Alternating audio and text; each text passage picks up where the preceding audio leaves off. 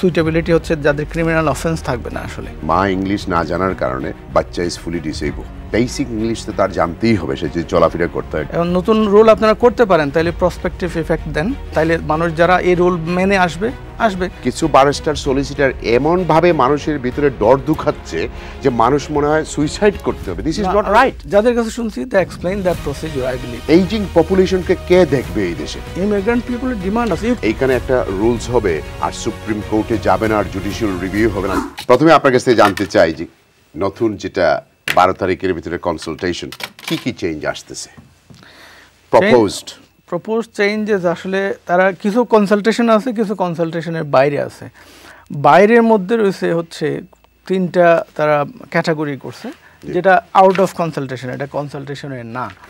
এটা স্টেটে তারা ইমিগ্রেশন ধরেন change of statement of changes দিয়ে এটা ইমপ্লিমেন্ট করতে পারে। একটা হচ্ছে সুইটেবিলিটি একটা ক্যাটাগরি, ইন্টিগ্রেশন একটা ক্যাটাগরি, কন্ট্রিবিউশন একটা ক্যাটাগরি। এই 3টা ক্যাটাগরিতে তারা এখানে মেরিট ডিমেরিট দেবে।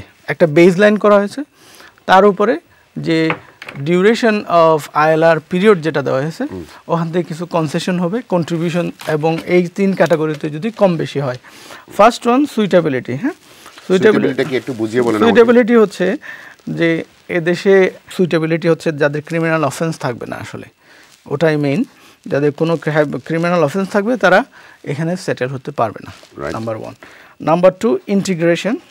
ইন্টিগ্রেশনে আগে ইংলিশ রিকোয়ারমেন্ট ছিল অনেকগুলো ক্যাটাগরিতে ছিল না, বাট এখানে ওই যেগুলো ছিল ওইগুলোতেও আসলে লেভেলটা বাড়িয়ে B1 লেভেল যদি আমরা কনভার্ট করি, IELTS আগের 5.5 ও 6 লেভেলে যাবে। তো এখন ওই এই ইংলিশ লেভেল যদি আরও একটু যাদের ভালো হয়, C1 লেভেল হয়, তারা যে তাদের যে প্রপোজ 10 ইয়ার্স আছে ওখান থেকে 1 বছরের রেয়াত পাবে, রিডাকশন হয়ে যাবে যদি বেটার ইংলিশ হয়। দ্যাট মিনস তাদের ইন্টিগ্রেশন যদি ভালো হয়। থার্ড ক্যাটাগরি হচ্ছে কন্ট্রিবিউশন। তারা বলছে এখানে যদি কেউ সেটেল হতে হয় তাহলে বলে মিনিমাম তার 12,570 পাউন্ড ইয়ারলি ইনকাম থাকতে হবে। এখন যদি এখানে আরও বেশি যার ইনকাম থাকে, এলি ট্যাক্সেবল ইনকাম যদি 50,000 হয়, তাহলে পরে সেই এই রিডাকশন পাবে এই রিকোয়ারমেন্ট থেকে। সেটা কত? সেটা হচ্ছে 50,000 প্লাস হলে। আচ্ছা নুরুল ভাই, আপনার সাথে আরেকটু সহজ করি। জি, এটার মধ্যে কোনটা ডেঞ্জারাস? কোনো কিছু তো ডেঞ্জারাস না। আমাকে একটু বুঝান যে ওয়াই সোশ্যাল মিডিয়াতে ব্যারিস্টাররা যার যেটা ইচ্ছা, লয়াররা নিজেকে প্রমোট করার জন্য মানুষকে একটা প্যানিক অ্যাটাক শুরু করেছে। আপনি আমার সাথে একটু কথা বলেন, আমি বুঝি। আমি যদি না বুঝি তো আমি কাউকে তো বুঝতে পারি। এখানে এই 3টা কোনোটাই ডেঞ্জারাস না। এটা ইমিগ্রেশন কন্ট্রোলের জন্য, তাদের সোশ্যাল ইন্টিগ্রেশনের জন্য করতে পারে। এটা বেসিক। আমি আপনাকে বলি যে জায়গায় ডেঞ্জারটা, আমি অলসো এগেইনস্ট যদি কেউ ইংলিশ কথা বলতে পারে না, he should not be here. Because আমি রিসেন্টলি বাংলাদেশি একটা কেস ডিল করেছি, মা ইংলিশ না জানার কারণে বাচ্চা ইজ ফুলি ডিসেবল। সো আমার thoughts process has change of many things. Basic English তো তার জানতেই হবে, সে যদি চলাফেরা করতে হয়, ডাক্তারে যেতে হয়, এখানে যেতে হয়, তার তো একটা লেখাপড়া থাকতে হবে। পৃথিবী has changed, world has changed. Integration, suitability তো থাকতেই হবে। এখন আমি এই দেশে আসলাম, চুরি করলাম, দরজা ভেঙে ফেললাম, গাড়ি চুরি করলাম, হাজার মিলিয়নস অফ গাড়ি চুরি করলাম কম্পিউটার নিয়ে। So all that not bad. So এইটা কোথায় ব্যাড আমাকে একটু বোঝান। আপনার সাথে একটু ডিবেট করি। এই তিনটা কেউ মানে অ্যাগ্রেসিভ হয়ে যাবে। আপনার সাথে একটু এই তিনটা নিয়ে কেউ ডিবেট করছে না আসলে। কি নিয়ে ডিবেট হচ্ছে? ডিবেট করছে সেটা যে একটা তাদের যে 2021 থেকে যে ইনফেক্টটা দিচ্ছে, সে ফর এক্সাম্পল যে স্কিল ওয়ার্কার বিষয়ে যারা এসছে তাদের 5 ইয়ার্সের সেটেলমেন্ট হওয়ার কথা ছিল। আপনি কি বিশ্বাস করেন এইটা তারা করতে পারবে? বিকজ আমি যখন আপনার সাথে আসলাম এই দেশে, চ্যানেল এসে আমরা অনেক মানুষ ওয়ার্ক পারমিট এনেছি বা আমার অন্যান্য কোম্পানিতে, যখন 2 বছর থেকে গেল 4 বছর, 4 বছর থেকে যখন 5 বছর গেল, তখনও তো তোমার এই চেঞ্জ আসে নাই। ওয়েল, আমি বিশ্বাস করি আপনার সাথে যে at least half of the proposed Rolle's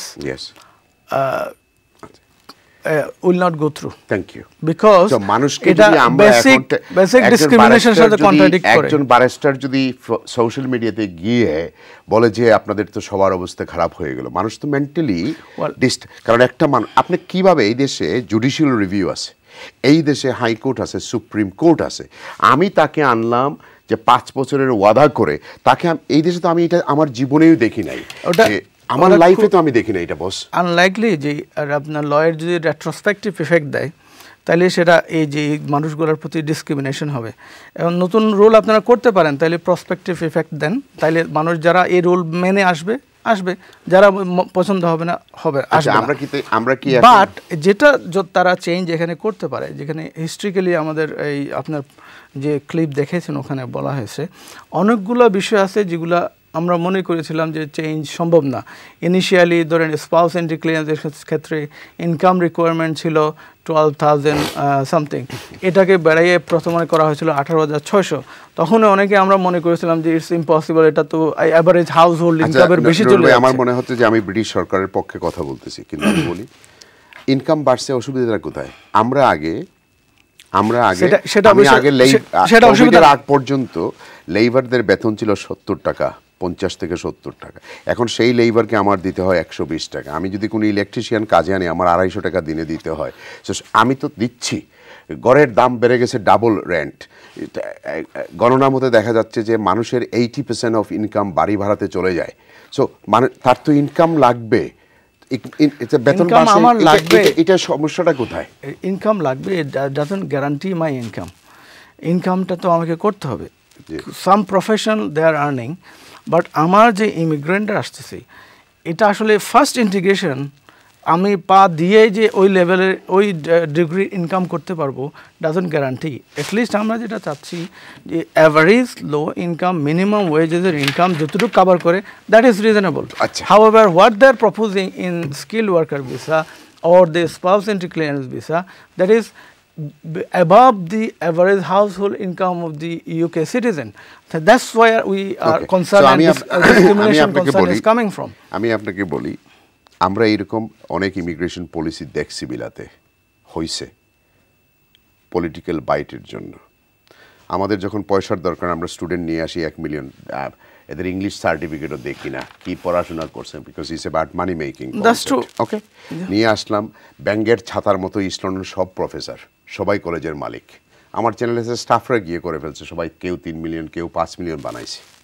so গেছে, পরে তো আবার এটা করছে। এখন যদি আমি এইখানে এটা তারা পাসই করে, তারপরে তো within a year they will be begging to people. কে এই এইজিং পপুলেশনকে কে দেখবে এই দেশে? So why am I going so mad যে মনে হয় আমার জীবন একদম ভেঙ্গে চুরমার হয়ে গেছে। ইভেন চ্যানেল আছে 2-3 জন ওয়ার্ক পারমিটে আছে, তারাও একদম মানে হতভম্ব হয়ে গেছে যে কি অবস্থা, কোথায় পড়েছি আমরা এসে। মানে এরা তো বিলাতের উপরে কোনো ভরসা তাদের নেই।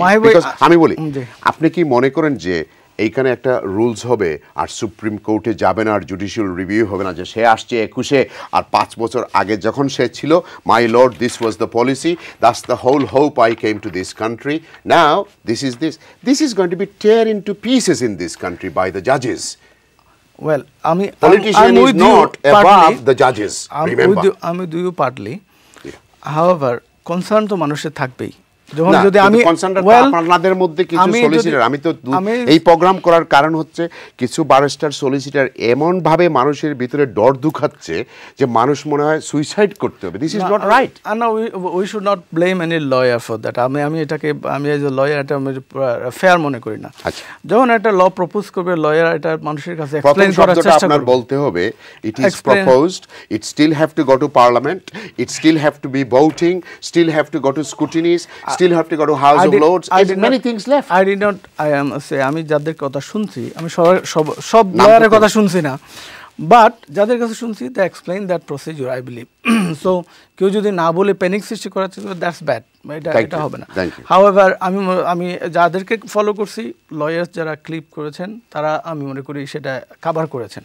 So no one should be panic, but any news আসতেছে, সে আমি রাস্তায় যাচ্ছি, এই রাস্তা থেকে আমি স্টার্টফুড যাব, রাস্তায় একটা অ্যাক্সিডেন্ট হয়েছে, আমি এখনো স্টার্ট করি না, ঘরে রয়েছি, হ্যাঁ I am the safety of the house, but still আমার একটু কনসার্ন থাকবে যে এখানে বোধহয় ট্রাফিক হবে, যে স্টিল আমি যদি সেফলিও ফুসি হয়তো আমি 1 ঘন্টার জায়গায় আমার 3 ঘন্টা লাগতে পারে, that is also a pain.